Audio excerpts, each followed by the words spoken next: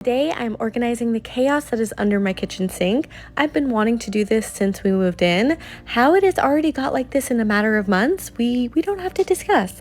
We're gonna start by removing everything first. I'm a cleaning product hoarder. I love them, but once those are all cleared out, let's give her a little wipe down. I got this cool under the sink mat. It fits perfectly. It's silicone, so it's easy to wipe down, and it protects your cabinet. I love these pull-out drawer organizers. It's the best solution for bottom cabinets. You can reach everything easily. I'm just filling them up with my favorite sponges.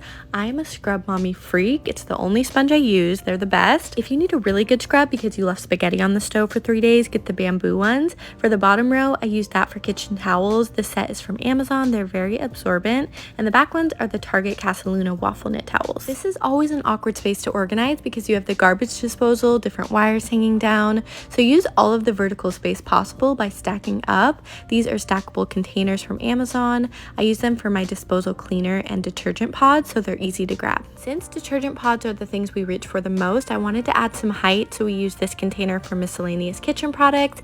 This container is used for our hand soaps. We are always running out of hand soap, so I like to have a lot on hand.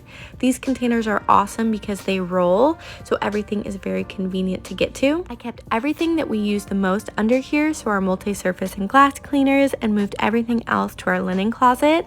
I'm really happy with this system. I think it's going to function well for our family. Then lastly, I added this gold adhesive towel bar. Super easy to apply. You stick it onto your cabinet. It keeps it out of the way but easy to reach.